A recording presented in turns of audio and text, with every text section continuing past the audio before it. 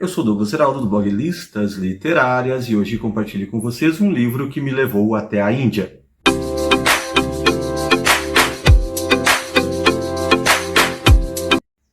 Olá, leitores e leitoras, eu sou o Douglas Heraldo, do blog Listas Literárias, sim, aquele blog com as listas mais criativas e originais da internet brasileira. E esse é o nosso canal no YouTube, e desde já eu te convido a se inscrever aqui no canal, também deixar o seu like e o seu joinha, porque eu tenho certeza que a resenha de hoje, de O Pacto da Água, de Abraham Verghese, vai fazer valer bastante a pena aí o seu like e o seu joinha, porque estamos tratando aí de uma grande obra, de uma obra daquelas... O primeiro elemento que eu gostaria de dizer dessa obra, que é justamente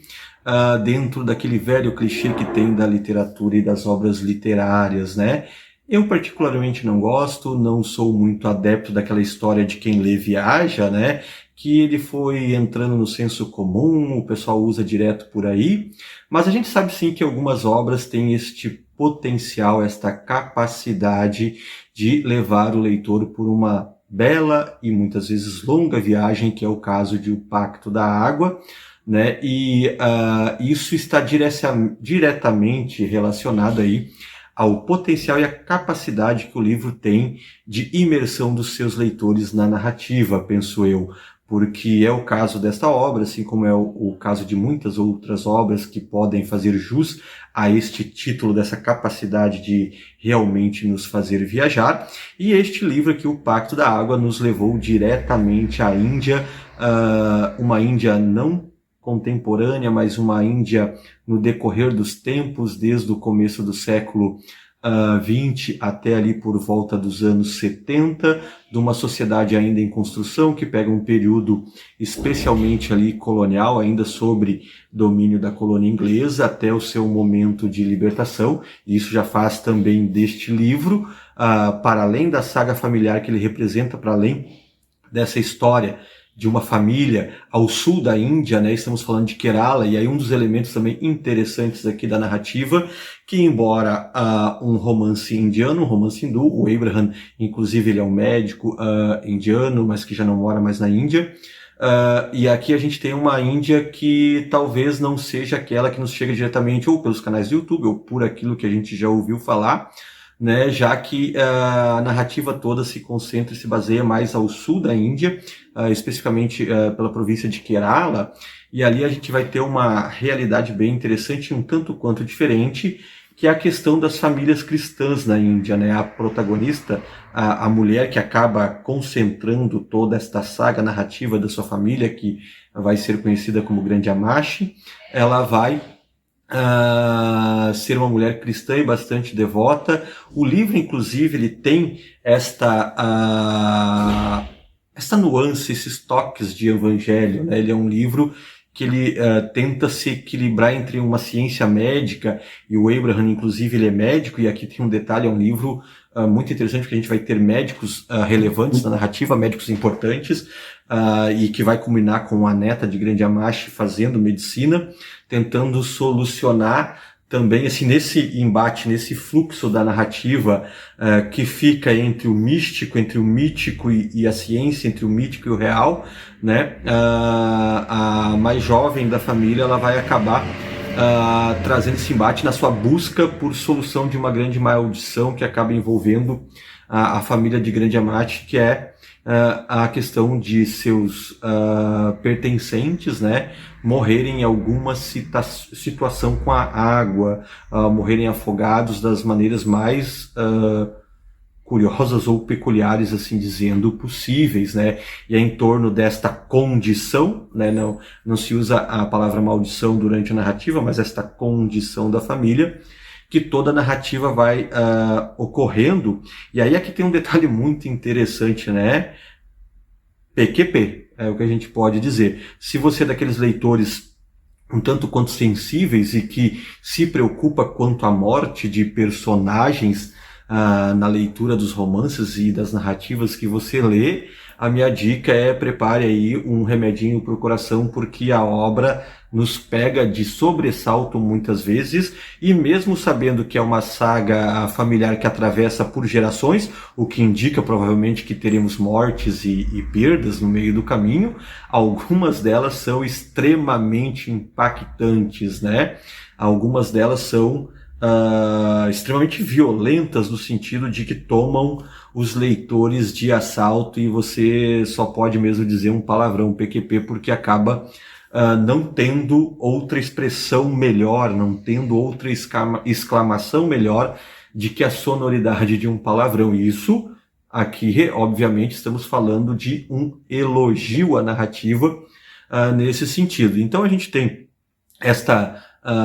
narrativa de saga familiar da Grande Amashi, do seu casamento, das suas descendências, né? E aí isto vai trazendo, inclusive, um pouco desta cultura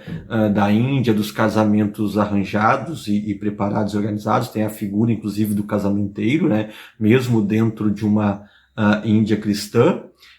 E aí esses detalhes culturais, inclusive, é que vão saltando aos olhos do leitor e auxiliando nesta, digamos, capacidade de viagem do livro. Outro detalhe bem interessante para quem gosta de ler e pensar nessa lógica da viagem é justamente também porque aquilo que a gente sabe e conhece da Índia, ou que a gente lê ou se interessa, que, por exemplo, a culinária, essa questão da culinária pertencente a quanto à identidade e constituição cultural do povo indiano também vai sendo colocado no seu cômputo de romance histórico, porque para além de uma saga familiar, como eu disse, a gente tem um romance histórico. Nós vamos percorrer um pouco da história da Índia, constituindo o processo, aliás, não só da Índia, porque a partir das ondas do rádio da BBC, que o Filipozzi depois vai comprar um radinho, o Filipozzi, ele acaba se mostrando um grande, né, ele que é filho de Grande Amashi, ele vai se mostrar um grande adepto da literatura e da leitura, ele vai ser amplamente marcado pela leitura, entre outras de Moby Dick, por exemplo, né? Ele vai, em determinado momento, ter um radinho, e essa ligação do radinho e com as notícias da BBC também, a história do mundo vai chegando, a narrativa vai chegando à pequena comunidade de Parambil, onde eles vivem, através do rádio, e com isso abre no romance a lógica aí de também trazer o cenário de guerra, a questão dos conflitos mundiais que ocorrem e que vão desencadear de algum modo as mudanças sociais internas na Índia. Mas ele é um livro que procura especificamente há essa distância do mundo, mas o mundo presente. Isso é um detalhe interessante da narrativa do Verghese, porque justamente ele não invade demais com o histórico do mundo, com a história mundial, mas o que ele traz é fundamental para demonstrar como esta história vai agindo nas personagens do romance dentro do processo histórico da Índia. E o processo histórico está muito mais, não que tenhamos aqui figuras históricas, mas a história da libertação, da independência da Índia acaba chegando de algum modo a nós. Também é interessante alguns detalhes que o livro traz sobre as próprias relações da Índia e de algumas comunidades rurais, inclusive em Kerala, com o comunismo, e como as ideias comunistas também incentivaram ou tiveram participação de algum modo durante esse processo do pós-guerra na Índia. Enfim, é um livro que tem muitos atrativos para quem lê, e vocês podem perceber, ele é um tijolão aí, né, que a Companhia das Letras publicou durante o ano, e mesmo sendo um tijolão, ele é uma leitura que flui fácil, ele é uma leitura que nos convida, e quando a gente pega para iniciar a leitura, a gente não consegue mais, justamente por esta possibilidade, esta capacidade imersiva que a narrativa tem, e que os personagens que são muito fortes também nos entregam, né? Nós temos aqui personagens extremamente fortes nessa saga familiar, e ainda tem uma história que corre em paralelo com o Digby, que é um médico bastante traumatizado, que acaba saindo da Irlanda e indo para a colônia, no caso a Índia, e lá acaba tendo uma relação nova com essa comunidade indiana, se interagindo com o local, se tornando ali quase que um hindu no seu processo, né? Não totalmente, mas com essas marcas do colonizador estrangeiro, mas é um personagem interessante cuja história vai indo em paralelo, as suas relações com a medicina, as suas tragédias pessoais, que são muitas no decorrer da narrativa, até que quando a gente já imagina que as coisas não vão se unificar mais, elas acabam encontrando, né? Esses dois paralelos acabam se encontrando próximos ao fim da narrativa, uma narrativa que é emocionante em determinados e muitos momentos, que tem esse detalhe desse equilíbrio que nem sempre esse equilíbrio que busca entre a ciência e o misticismo e o místico e o metafísico, né, é bem solucionado. Há esta evangelização cristã um pouco que reverbera pelo processo da narrativa, especialmente a partir de seus personagens, e aí eles se tornam muito mais convincentes, né? E aí ele navega por certa ambiguidade, a gente poderia dizer assim, porque de modo geral também,